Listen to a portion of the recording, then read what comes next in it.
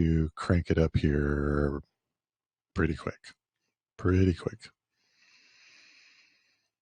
There we go. Facebook is live, and I don't know whether YouTube's going to be on. Oh, look, YouTube says it's on. All right, so we are live. Hello, everybody. It is Jack Heald, the dad you wish you had, and it is Tuesday, February 11th, 2020.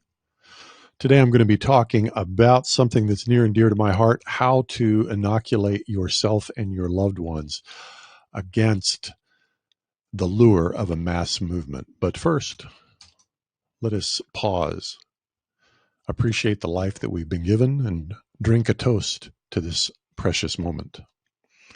L'chaim.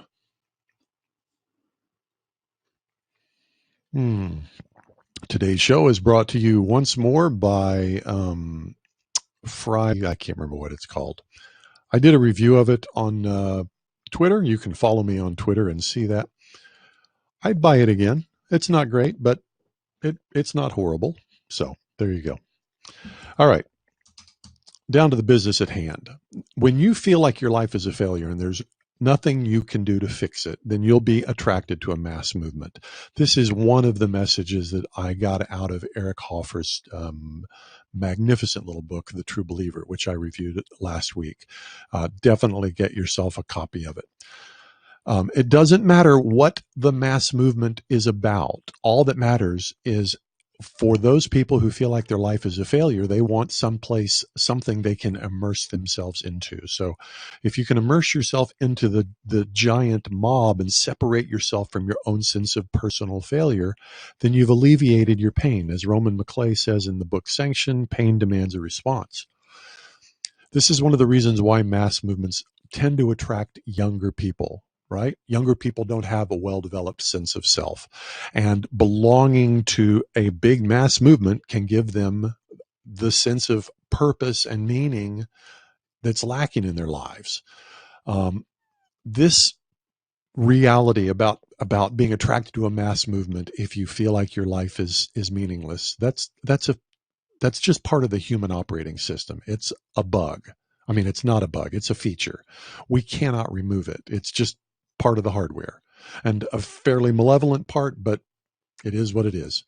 I want you to think back to the circumstances that surrounded the rise of Nazi Germany. The Germans just lost World War I in 1917.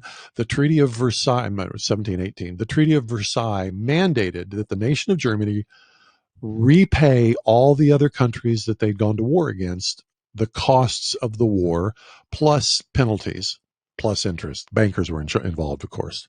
The German economy was already a shambles. It was already in terrible shape as a result of losing the war, and as a result of having lost almost an entire generation of young men of fighting age.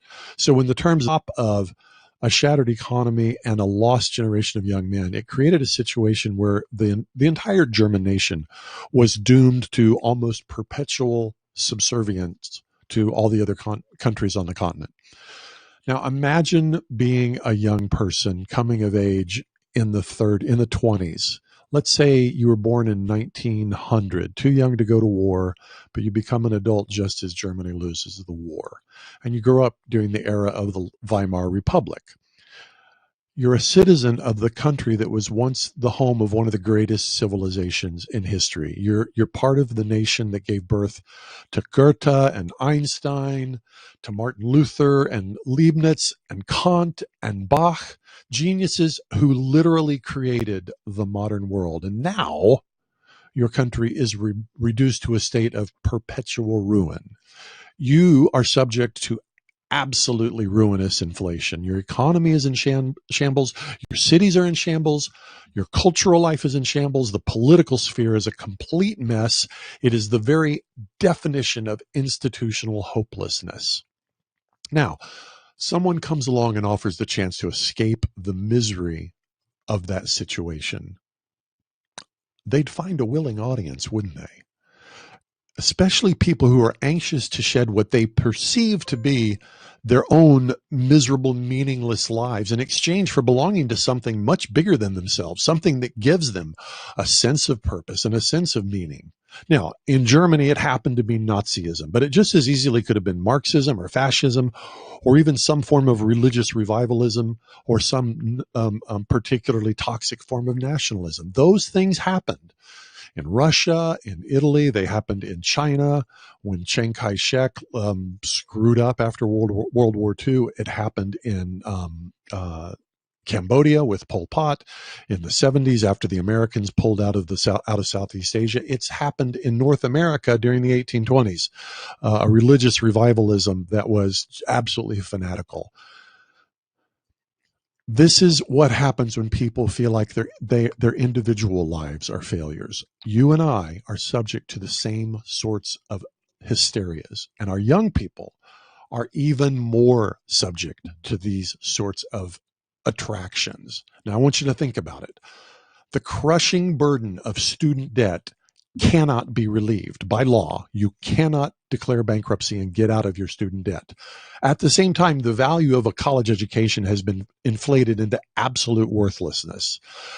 On top of that, the self-esteem movement that hit our culture in the 90s has spawned an entire generation of people who lack resilience and who've never been given the tools for dealing with difficulty, let alone actual conflict. So of course these people feel like their own lives are ruined. And of course they're attracted by the siren song of radical socialism and intersectional identitarianism. How do we help them fight such madness? How do we inoculate themselves and ourselves against the lure that mass movements have for all of us? Well, I'll tell you, the answer is not more discipline. The answer is not more education. The answer is not jobs. The answer is not even debt relief. The answer is meaning. We have got to train our children how to build a meaningful life for themselves. A person who finds individual meaning in their own life is going to be immune to the siren song of these crazy mass movements. Do you know how to make meaning out of your life? Well, if you don't, you cannot do that for your children. So start with yourself. Learn how to build a meaningful life, a life with purpose for yourself, and then pass that along to your children. We'll talk about this a lot more in coming days.